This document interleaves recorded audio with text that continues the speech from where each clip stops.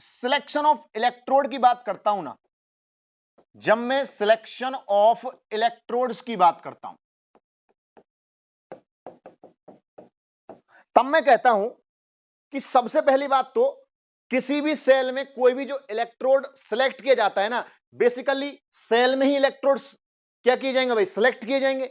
और अगर सेल में इलेक्ट्रोड्स सेलेक्ट किए जाएंगे तो मैंने दो टाइप के सेल पढ़े थे। पहला मैंने सेल पढ़ा था कौन सा रे, जिसे मैंने इलेक्ट्रोकेमिकल सेल बोला था, ठीक है भाई, या मैंने इसको क्या बोला था रे, गैल्वेनिक सेल बोला था। क्या बोला था रे, गैल्वेनिक सेल बोला था, या मैंने इसको वोल्टेक सेल बोला था। ठीक है भाई, मैंने कल इन सेल की चर्चा करी थी। लेकिन मैंने इसी एग्जांपल के थ्रू, मैंने कल एग्जांपल थ्रू बताया था कि मैं जिंक को एनोड लेता हूं और किसको, कॉपर को मैं कैथोड लेता हूं। तो मैंने क्या कहा, मैंने कहा कि अगर कभी भी आपको इलेक्ट्रोकेमिकल सेल बोलूं, इसको दूसरी फॉर्म में आज हम चर्चा करने वाले हैं फुल सेल के रूप में, ठीक है ना। तो अब इसके केस में आपको क्या ध्यान रखना है कि इलेक्ट्रोकेमिकल सेल में the selection criteria of electrodes is not on the basis of their polarity और चार्ज। ऐसा कोई क्राइटेरिया नहीं है भाई, क्लियर आ रही ना ये। देखिए, जो सिलेक्शन क्राइटेरिया इलेक्ट्रोड्स में, वो कोई भी चार्ज या पोलरिटी नहीं है, वो कोई भी चार्ज या पोलरिटी के बेस पे मैंने ऐसा नहीं कहा था, मैंने ऐसा नहीं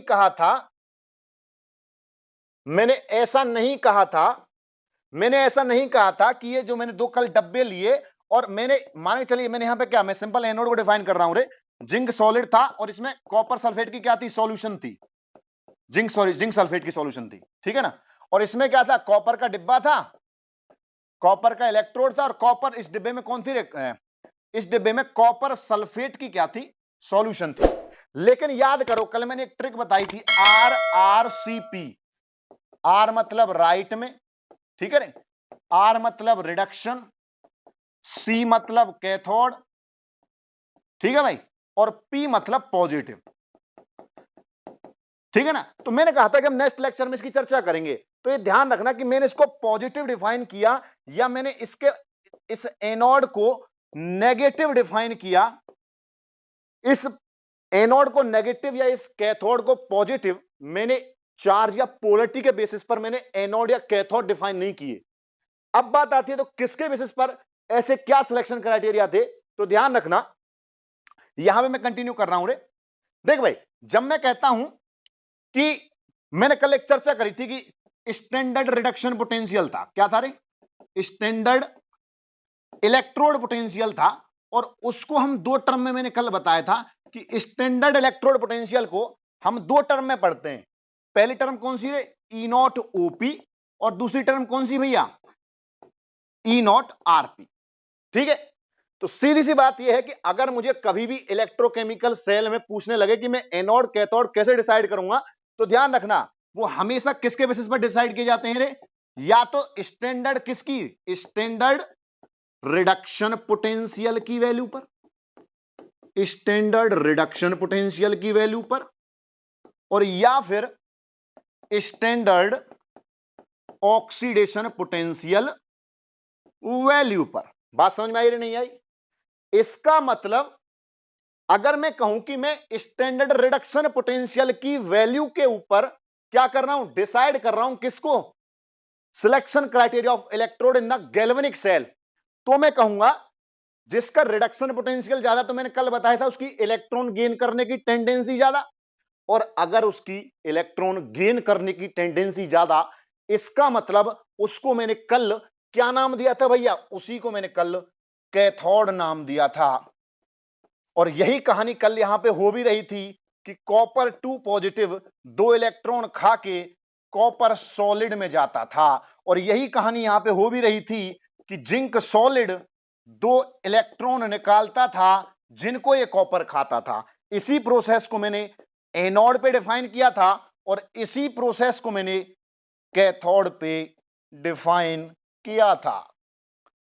अगर यहां तक सब कुछ क्लियर है तो एक बार नोट डाउन कर लेंगे ये कहानी किसकी है कि कभी भी पोलरिटी या चार्ज के बेस पर इलेक्ट्रोकेमिकल सेल में इलेक्ट्रोड्स डिफाइन नहीं किए जाते। किसके बेसिस पर किए जाते हैं? या तो ई नॉट ऑक्सीडेशन पोटेंशियल वैल्यू या ई नॉट रिडक्शन पोटेंशियल वैल्यू। मतलब कि ई नॉट कौन सा है? तो सेल पोटेंशियल ही, लेकिन स्टैंडर्ड कंडीशंस पे क्या है? सेल पोटेंशियल है। नोट डाउन कर लें भाई, फिर मैं अगली स्लाइड पे चलना चाहूंगा। चलिए भाई, तो ये जो मेरा किसका था, ये सिलेक्शन क्राइटेरिया था of the electrodes in the full cell. चलिए दोस्तों, नेक्स्ट स्लाइड पर चलते हैं अब हम। चलिए दोस्तों, मैंने बताया था कि बेसिकली जब मैं सेल्स पढ़ता हूं तो मैं इलेक्ट्रोकेमिस्ट्री में दो टाइप के सेल्स से मेरा डीलिंग थी। या तो मेरे पास कौन सा था रे? इलेक्ट्रोकेमिकल सेल था, ठीक है ना, और दूसरा मेरे पास कौन सा था रे? इलेक्ट्रोलिटिक सेल था। जब मैं इलेक्ट्रोलिटिक सेल की बात करता हूं, सुनना रे, ये बहुत पढ़ लिया, इलेक्ट्रोकेमिकल सेल के बारे में बहुत सुना है, ठीक है ना। अब थोड़ा सा फोकस करता हूं इलेक्ट्रोलिटिक सेल्स पे और लेक्चर को थोड़ा सा और इंटरेस्टेड बनाते हैं रे। देखना, जब मैंने बताया था कि अगर मैं इलेक्ट्रोलिटिक सेल्स की बात करूं तो पहली बात तो ये प्रोसेस कौन सी होगी भैया? ये नॉन स्पॉन्टेनियस प्रोसेस थी, पहली बात। दूसरी बात क्या थी? वो ये थी कि ये कौन सी एनर्जी को, ये स्टोर्ड इलेक्ट्रिकल एनर्जी को कन्वर्ट करता है किसमें? केमिकल एनर्जी में। बात समझ में आ रही है भाई? इसका मतलब ये होगा कि अगर मैं इस इलेक्ट्रोलिटिक सेल में क्या पढ़ूं? तीसरा पॉइंट पढ़ूं क्या? Selection criteria of the electrodes. इसका मतलब इसमें इसकी तरह तो डिसाइड में नहीं कर सकता कि इलेक्ट्रोलिटिक सेल में सेम क्राइटेरिया होगा, ना भैया, ऐसा तो नहीं होगा रे। इसका मतलब इसमें क्या होगा? तो इसके लिए हमेशा ध्यान रखना कि in the case of electrolytic cell, in the case of electrolytic cells, electrodes are decide on the basis of their attachment of battery। बात समझ में आ रही है नहीं आ रही भाई? बोल दो भाई, बात समझ में आ रही है नहीं आ रही? मतलब कि इस चीज को मैं अगर यहां पे बताऊं तो थोड़ा इधर देखना भाई। यहां पे देखो, मैंने क्या लिया, मैं इलेक्ट्रोलिटिक सेल को डिफाइन कर रहा हूं। मैंने एक इलेक्ट्रोड, दो इलेक्ट्रोड लिए, उनको सिंपल बैटरी के थ्रू जोड़ दिया, ठीक है ना, ठीक है, जोड़ दिया भाई। इसमें मान के चल मैंने ये क्या ले ली, सिंपल मैंने NaCl की क्या ले ली, सॉल्यूशन ले ली, ठीक है ना, कौन सी? मोल्टन सॉल्यूशन ली मैंने, मान ले, ठीक है भाई। मैं कह रहा हूं कि ये जो है ये एनोड है, मैं क्या कह रहा हूं कि ये एनोड है, और मैं ये कह रहा हूं कैथोड है। तो इसमें हमेशा ध्यान ये रखना, प्रोसेस तो वही रहेगी कि कभी भी अगर सिलेक्शन ऑफ इलेक्ट्रोड करना है तो वो चार्ज और पोलरिटी के बेसिस पे ना होकर किसके ऊपर था रे?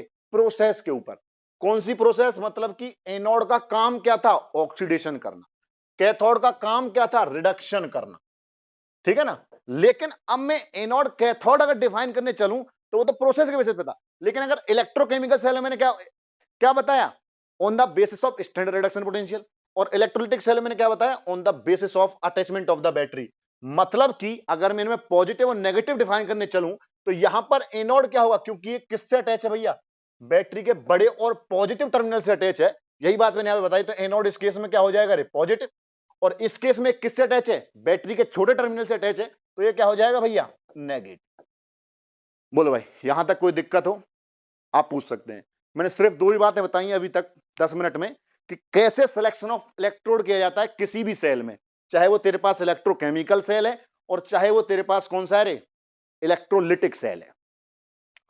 अच्छा भाई, अगर यहां तक बात क्लियर है तो सबसे बड़ी दिक्कत जो आएगी ना पेपर में, वो आएगी कि वो तुझसे ऐसा सवाल पूछेगा नहीं, वो तुझसे पूछेगा सेल रिप्रेजेंटेशन की कहानी।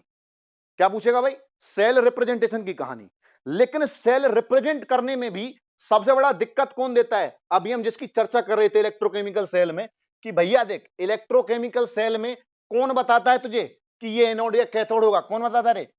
या तो तू ई नॉट आरपी लिख, स्टैंडर्ड रिडक्शन पोटेंशियल लिख, या तू ई नॉट ओपी लिख। बात समझ में आ रही है? ठीक है ना।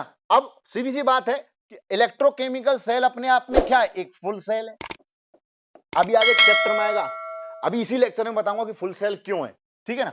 इसका मतलब तुझे क्या हो गया, इसका मतलब ये होगा कि अगर तुझे ई नॉट सेल पता है तो तू बहुत सारी बातें बता सकता है। कौन कौन सी बातें बता सकता है? अगर ई नॉट सेल तू निकालना जानता है, ई नॉट सेल मतलब स्टैंडर्ड इलेक्ट्रोड पोटेंशियल, दूसरी भाषा में बोलूं ऐसा सेल पोटेंशियल जो स्टैंडर्ड कंडीशन पे निकाला जाता है, 1 atm प्रेशर पे, 1 मोलर कंसंट्रेशन पे, इन कंडीशंस में जो पोटेंशियल निकाला जाएगा सेल का, उसे मैं क्या कहूंगा, स्टैंडर्ड इलेक्ट्रोड पोटेंशियल कहूंगा। अगर तू ये निकालना जान जाए तो तू बता सकता है कि ये सेल कंस्ट्रक्ट होगा या नहीं होगा। इंट्रोडक्शन 1 देखियो लेक्चर इलेक्ट्रोकेमिस्ट्री का, वहां मैंने बताया ये बात कि हम सीखने वाले हैं। ई नॉट सेल अगर तू ये निकालना जान जाएगा तो तू कंस्ट्रक्शन ऑफ सेल बता देगा। अगर तू कंस्ट्रक्शन ऑफ सेल बता देगा तो किसी भी जेईई मेन का या तू नीट का एक क्वेश्चन जरूर पाएगा कि क्या पाएगा, कि कौन सा बेहतर ऑक्सीडाइजिंग पावर होगी किसकी, या कौन सा बेहतर ऑक्सीडाइजिंग एजेंट होगा।